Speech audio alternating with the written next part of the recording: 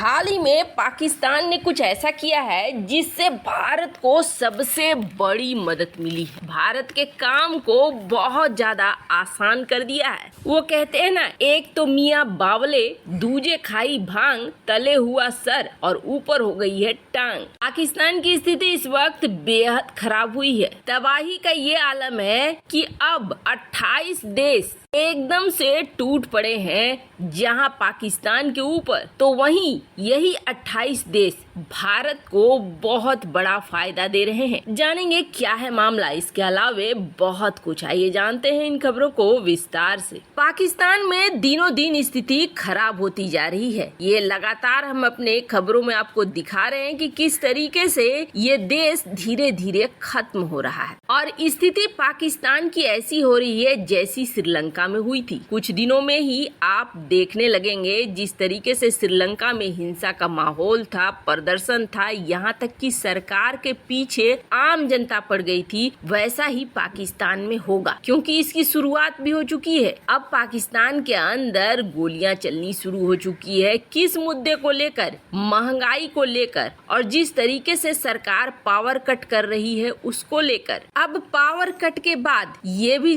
नजर आ रहा है कि इंटरनेट की सर्विसेज भी बंद होगी, पर ये सारी चीजें एक आम चीज थी जिसको आप कह सकते हैं कि पाकिस्तान के लिए ये होना तय था और पाकिस्तान की जनता को ये भुगतना था। पर अब एक नया केस हो गया है। नया केस आपने देखा होगा, कई सारे आर्टिकल भी इस पर छप रहे हैं और अंतर्राष्ट्रीय जगत इस मुद्दे पर बहुत ध्यान से देख रहा है। दरअसल हुआ क्या है, इस निंदा का मामला एक बार फिर पाकिस्तान में गरमाया है। सैमसंग ने अपना वाईफाई लगाया। अब उस वाईफाई में जो नाम आ रहा था, वो नाम जो पाकिस्तान के कट्टरपंथी हैं उनके अनुसार उनके पैगंबर मोहम्मद को अपमान करने वाला नाम था। कुछ लोग ये कहते हैं जो क्यूआर कोड इस्तेमाल किया गया था वो क्यूआर कोड गलत था। उस क्यूआर कोड में पैगंबर मोहम्मद के अपमान वाली कुछ चीजें थी। अब इस मामले को लेकर इस निंदा का मामला बना दिया गया। लोगों ने घेर लिया और सैमसंग के बोर्ड उखाड़ कर फेंक दिए। अब ऐसी हरकत करने लगे ये कि देश भर में बवाल जैसे हो जाए वो स्थिति पैदा करने लगे, जिसके बाद सैमसंग कंपनी ने भी देखा कि यहाँ प्रॉब्लम बढ़ रही है। अब ये अफवाह है या सच्चाई है, ये किसी ने नहीं देखा। दरअसल इस वक्त पाकिस्तान के हालात ऐसे हैं ना कि जरा सा कोई ये कह दे कि इस निंदा का मामला है, चाहे वो अफवाह क्यों ना हो, लोग वहाँ पर बवाल मचाना शुरू कर देते हैं। हाल ही में श्रीलंका के एक नागरिक के साथ जिस तरीके से भीड़ ने किया, अब वैसे ही हालात बन गए सैमसंग कंपनी के कर्मचारियों के साथ, जिसके बाद सैमसंग कंपनी को सामने आना पड़ा, माफी मांगना पड़ा। यहाँ तक कि सैमसंग के 27 कर्मचारियों की गिरफ्तारी तक हो गई। अब जरा आप सोचिए कि ये हिंसा इतना ज्यादा बढ़ गया कि 27 कर्मचारियों को गिरफ्तार करना पड़ा। अब हालात यहाँ ऐसे हो गए हैं कि ये मामला सिर्फ गिरफ्तारी तक रुक जाएगा या फिर शांत हो जाएंगे, ऐसे आसार भी पाकिस्तान के अंदर नहीं दिख रहे हैं। एक तो अंदर खाने हालात खुद ही बुरे हैं, ऊपर से ये इस निंदा की वजह से ये एक साउथ कोरियन कंपनी के साथ इस तरीके से कर रहे हैं जो अंतर्राष्ट्रीय स्तर पर मॉनिटर हो रहा है। और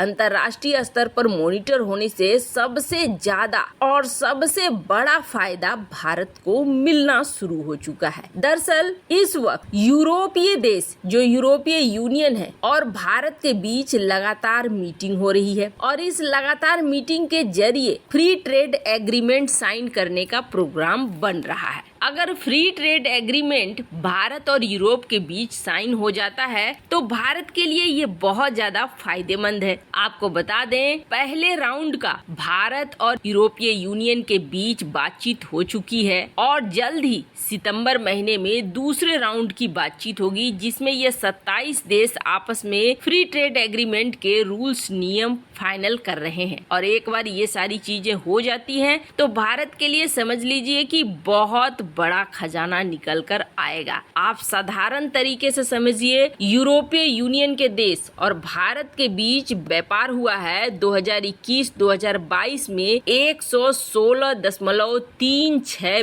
बिलियन का।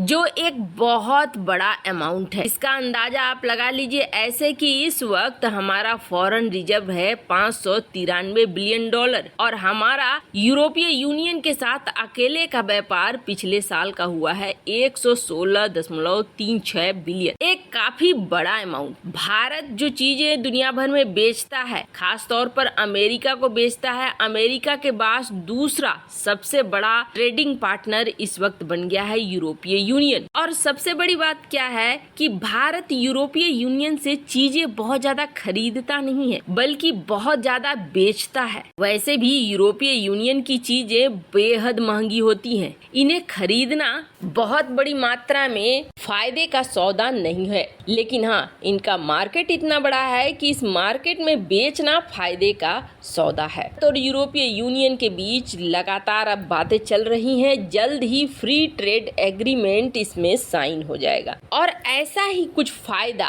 अब तक पाकिस्तान उठा रहा था। पाकिस्तान को फ्री ट्रेड एग्रीमेंट तो साइन नहीं था, लेकिन कमोबेश उसी तरह का फायदा पाकिस्तान को यूरोपीय यूनियन के देशों से मिलता था, क्योंकि जीएसपी प्लस का स्टेटस पाकिस्तान के पास था। इस जीएसपी प्लस के स्टेटस से उसे टैरिफ में, उसे टैक्स में इतनी ज्यादा छूट मिलती थी कि उसका प्रॉफिट जो होता था वो बिलियन डॉलर्स में होता था। ये पाकिस्तानी इकोनॉमी के लिए बहुत सही थी। पर पिछले 2-3 सालों से यूरोपीय यूनियन ने कुछ शर्तें पाकिस्तान को दी और उन शर्तों में पाकिस्तान को ये कहा कि आप अपने देश में जो माइनॉरिटीज हैं, जो अल्पसंख्यक हैं, उनको सुरक्षित कीजिए, आतंकवाद पर काम कीजिए, मानवाधिकार के मुद्दे पर काम कीजिए। तो आपने हाल फिलहाल में देखा होगा पाकिस्तान वैसे तो अल्पसंख्यक मुद्दे पर कुछ भी नहीं करता है, लेकिन अब आधिकारिक बयानों में, कागजों में ही सही, लेकिन पाकिस्तान अल्पसंख्यक की सुरक्षा की बात कर रहा है। क्यों कर रहा है? क्योंकि उसे जीएसपी प्लस की स्टेटस में बने रहना है। वो अपने आप को ये दिखलाने की कोशिश कर रहा है कि मानव अधिकार के मामले में पाकिस्तान बहुत सही है, यहाँ व्यापार करने के मामले में पाकिस्तान बहुत सही है। लेकिन जो हरकतें अब सैमसंग जैसी बड़ी कंपनी के साथ पाकिस्तान कर रहा है, ये भारत के लिए